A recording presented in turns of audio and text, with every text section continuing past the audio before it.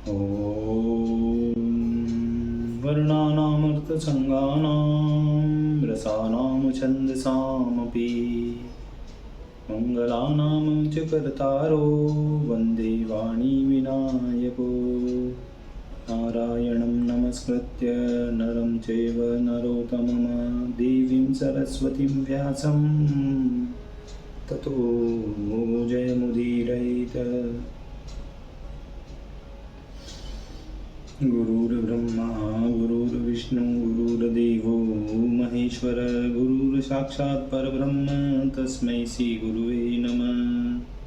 बोलिए सियावर रामचंद्र भगवान की जय, राधा और कृष्ण कन्हैया लाल भगवान की जय, उमा महेश्वर भगवान की जय, गायत्री ब्रह्मदेव भगवान की जय, समस्त संतगण भगवान की जय, समस्त भक्तगण भगवान की जय, माता पिता गुरुदेव की जय।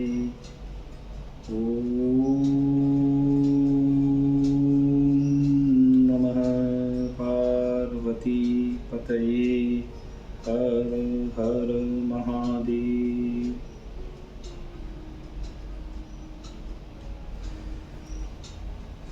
तो मित्रों और आप सभी श्रीमद् भागवत कथा के श्रेष्ठ श्रोतागणों रसिक जनों, अब तक हमने भगवान श्री भागवत महापुराण की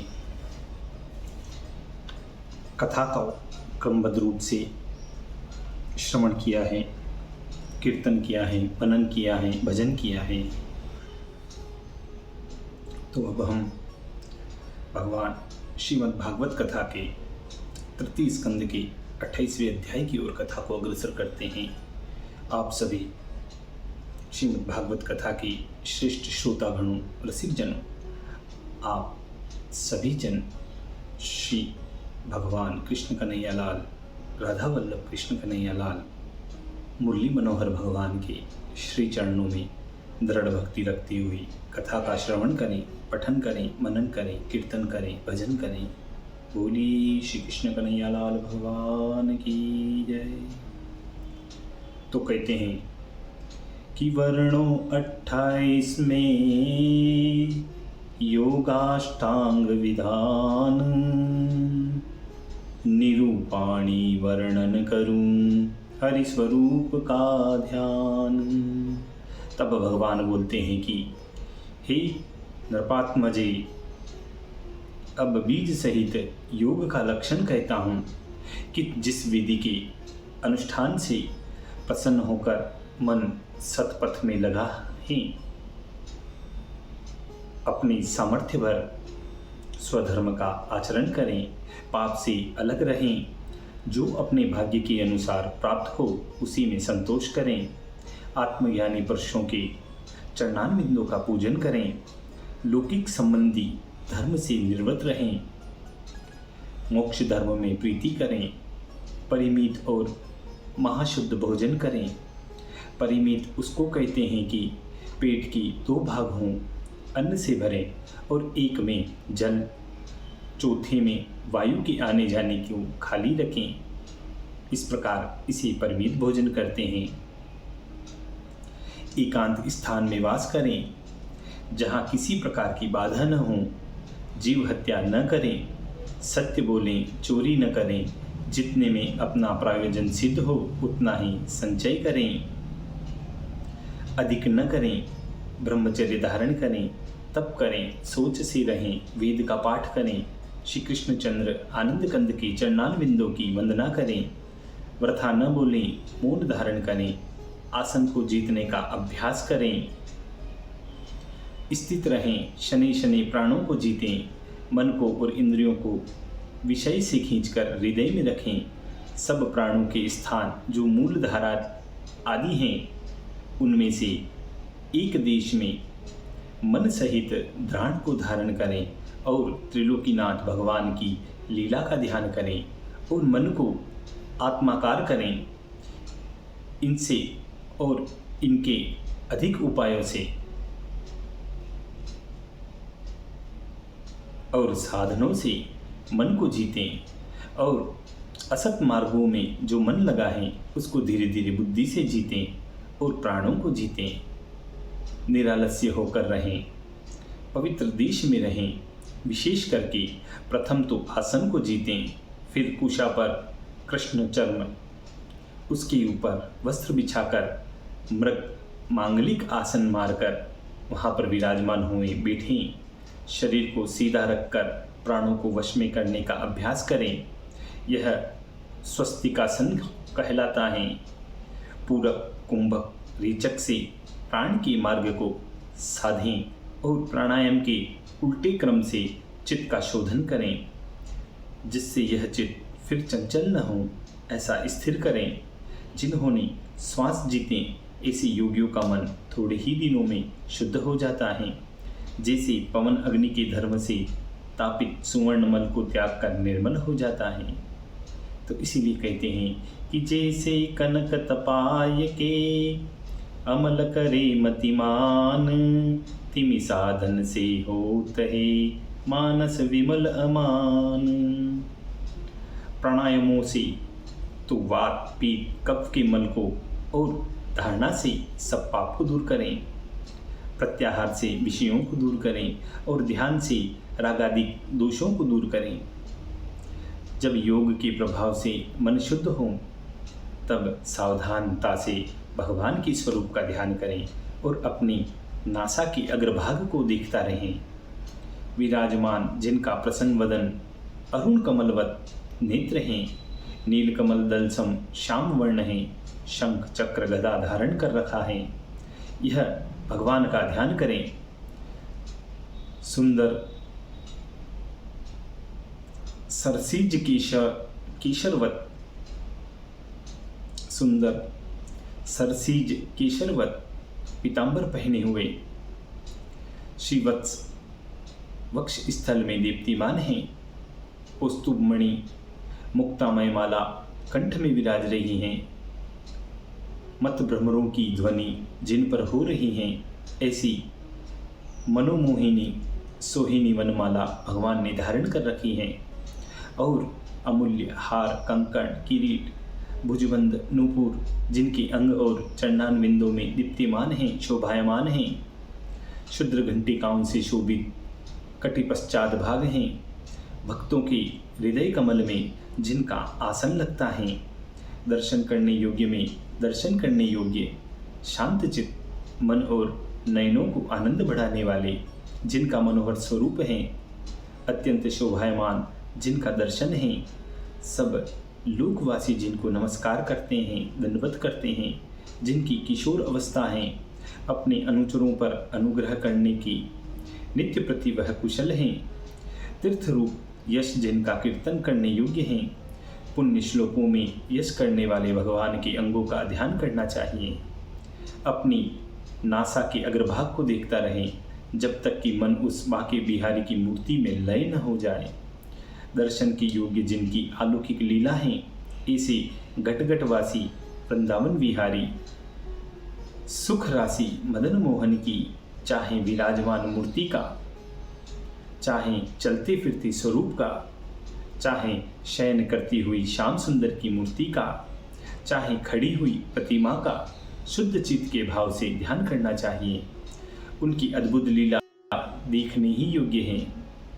मुनि लोग उनको चित्त में स्थान देकर सब अवयव सुंदर स्थित ईश्वर का दर्शन कर भगवान की एक अंग में अपने मन को लगाएं।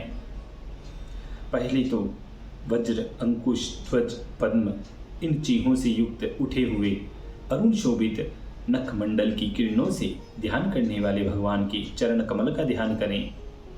तत्पश्चात जिनके चरण प्रक्षालन की गंगा जल तीर्थ की मस्तक पर धारण करने से मंगलमय भूतनाथ और अधिक मंगल रूप हो गए हैं, इसी प्रकार अपने चरण चिन्ह रूप व्रज से ध्यान करने वालों की पाप रूप पर्वत चूर्ण करने वाले भगवान का बहुत काल तक ध्यान करें। जब जगत का विधान करने वाले विधाता ब्रह्मा की माता साक्षात लक्ष्मी सब देवता सदा प्रेम प्रीति सहित दिन रात जिनके चरणान बिंदों की वंदना करते हैं, कमल से जिनके नेत्र वह महालक्ष्मी अजन्मा विभु की अपने द्वारा ललित जानु हृदय तत्हृदय में कर पल्लव की कांति से ललित्यता के साथ सेवन करती हैं। उन भवभंजन निरंजन भगवान के दोनों घुटनों पर्यंत युगल जंगाओं का हृदय में ध्यान करें। फिर अति लंबा पीतांबर जगमगाता हुआ उसमें वर्तमान कांची कलाप का मिलना, ऐसे भगवान के शोभायमान नितंब का ध्यान करें। फिर चतुर्दश भुवनों की कोश जिनके हृदय में विराजमान हैं, जहाँ आत्मयोनि ब्रह्मा का स्थान है, सब लोकात्मक कमल जिनमें उत्पन्न हुआ था, उस नाभि सरोवर का ध्यान करें। फिर उठे हुए मरकतमणि के श्रेष्ठ विषधारों की चटकीली किरणों से और घोर वर्ण भगवान के दोनों स्तनों का ध्यान करें, जिनकी कैसी सुंदर शोभा है। इसी में कहते हैं, छाजत छटा चहरित द्वारा मनहु नीलगिरी सुरसरिधारा। सर्वश्रेष्ठा महाविभूति श्री लक्ष्मी जी का जो वास स्थान है, महात्माओं के मन और नेत्रों का परम सुखदायक वक्ष स्थल का मन में ध्यान करें।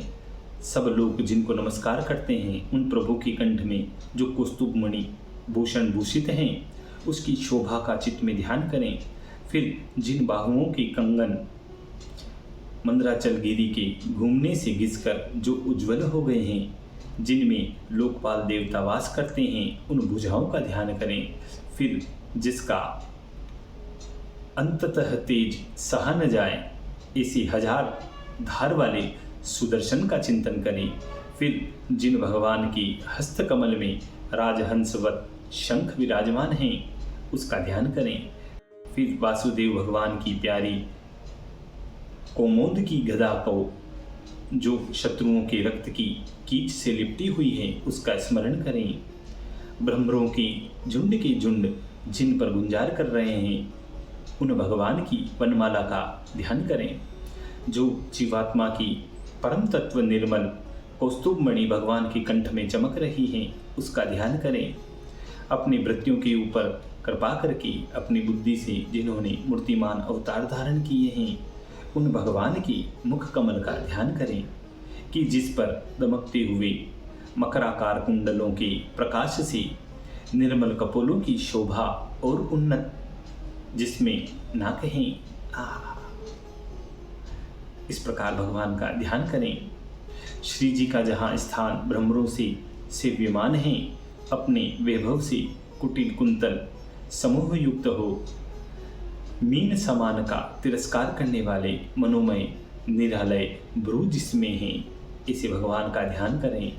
इसीलिए कहते हैं कि युग जग अलियवली सहित पुनींदिरा निकेत। युग जग अली अवली सहित पुनींदिरा निकेत। अस कंजहूँ नहीं लहत छवि हरिमुख सुषमा सीत। ऐसे भगवान के नेत्र कमल का ध्यान करें। फिर अपनी कृपा से महागौर अत्यंत भयानक तापत्रय के नाश करने के लिए नेत्रों से निकल मनोहर मुस्कान संयुक्त बहुत प्रसन्न होने वाले प्रमाद युक्त अत्यंत भावना से हृदय में अनंत काल तक भगवान के अवलोकन का ध्यान करें। सब अवनतों की तीव्र शोक से प्रकट अश्रु सागर की शोषण करने वाले अति उदार श्री भगवान के मंद हास्य का ध्यान करें। फिर भगवान ने मुनि मनों के मोहित करने वाले मकर ध्वज को मोहने के लिए जिस अपनी माया से रचा है, ऐसे भूमंडल का ध्यान करें। ध्यान का स्थान प्रहसित अधिक अधर होंठ की कांति से लाल, तन में जाई के पहनने से कुंदकली के दांतों की पंक्ति भी कुछ कुछ अरुणा इसीलिए ज्ञात होती हैं, उनका अपने हृदयाकाश में ध्यान करना चाहिए। इस प्रकार प्रेम रसीली विष्णु भगवान की भक्ति से उसी में मन को लगाए रखें। उसके अतिरिक्त और किसी वस्तु की देखने की चाहना न करें।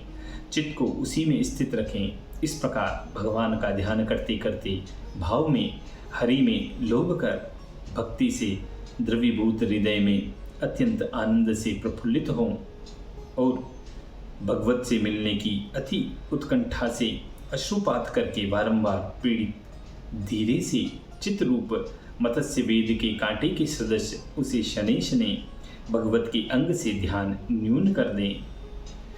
मुक्तों के आशय जब निर्विषय विरक्त मन सहसा सूर्य के सदस्य मोक्ष को प्राप्त होता है। जब पुरुष आत्मा को आनंददायक एक रूप देखता है तब संसार से निर्वृत्त हो जाता है। इस प्रकार मन की अंतिम निवृत्ति से सुखद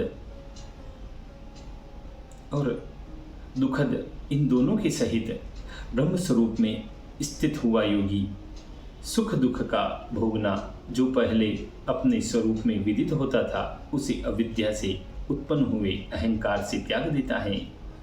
अर्थात सुख दुख का भोक्तापन असत अहंकार में ही है, मुझ में नहीं ऐसे दिखता है, क्योंकि उसको आत्मतत्व प्रत्यक्ष दिखता है, अर्थात उसी वह हो चुका है। पहले कहे हुए लक्षण से सिद्ध हुआ योगी भी अपने देह को भी नहीं देखता, फिर दुख सुख को क्यों करके देखे। जैसे मदमत मनुष्यों को पहने हुए वस्त्र का ज्ञान नहीं रहता, इसी प्रकार योगी को अपने शरीर का ज्ञान नहीं रहता।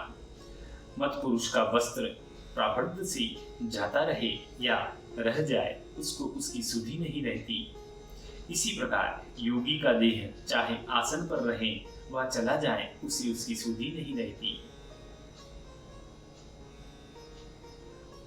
प्रारब्ध की अधीन हुआ उसका देह जब तक उसका प्रेरक हो तब तक इंद्रिय सहित जीता रहता है, परंतु समाधि पर्यंत योग को प्राप्त हुआ आत्मस्वरूप का ज्ञाता योगी स्वप्न अवस्था की देह से समान मैं और मेरा करके नहीं जानता। जैसे पुत्र धन से पुरुष अपने आप को अलग मानता है, ऐसे ही आत्मभाव मानकर अभिमत देहादिक से ईश्वर को पृथक मानता है। जैसे अज्ञानी मनुष्य ज्वलित काष्ठ में कर्ण का धूम होता है, ऐसा पृथक मानते हैं, परंतु वास्तव में दाहक और प्रकाशक अग्नि से अलग हैं। इसी प्रकार सब ब्रह्ममय ही हैं। जैसे पंचभूत इंद्रियां, अंतःकरण प्रधान जीव संज्ञा से आत्मा अलग है, इसी प्रकार दृष्टा भगवान ब्रह्म पृथक हैं। जैसे सब प्राणी मात्र में आत्मा व्याप्त है और सब जीव मात्रा आत्मा में व्याप्त है, इसी प्रकार सब पदार्थों में मैं हूँ और मुझ में सब पदार्थ हैं। ऐसे अनन्य भाव करके सब प्राणियों में तदात्मता से जो देखते हैं वे सिद्ध हो जाते हैं। जैसे अपनी योग काष्ठ में एक अग्नि की ज्योति योनियों की गुण विषमता से दीर्घ हर्ष दृष्टि आती है, इसी प्रकार आत्मा एक होने पर प्रत्येक देह के गुणों की विषमता से दीर्घ हर्षवादी भेद के कारण अनेक प्रकार का दृष्टि आता है। इसलिए यह अपनी सत असत आत्मिक विचार में आए, इसी प्रकृति को भगवान की कृपा से जीतकर अपने स्वरूप में स्थित होता है और कुमति कपट लोभ मोह में फंसकर खोटे संग से जीव का नाश हो जाता है। किसी कवि का बहुत सुंदर वचन है, तो कहते हैं कि कुमति से यश जाए, गर्व से लक्षण जाए, कुनारी से कुल जाए, योग जाए संग से, भूख से मर्यादा जाए, लड़ाई से पुत्र जाए, सोच से शरीर जाए, शीतलता कुसंग से, कपट से धर्म जाए, लोभ से बढ़ाई जाए, मांगने से मान जाए, पाप जाए गंध से, क्रोध से तपस्या जाए, अनीति से राज जाए, वंश की प्रशंसा जाए, वीर मूर जंग से, वंश की प्रशंसा जाए, वीर मूर जंग से। इसी भगवत संवाद के साथ यहाँ पर श्री भागवत कथा के तृतीय स्कंद की 28तमो अध्याय पुनः 28वां अध्याय पूर्ण होता है। बोलिए श्री कृष्ण कन्हैया लाल भगवान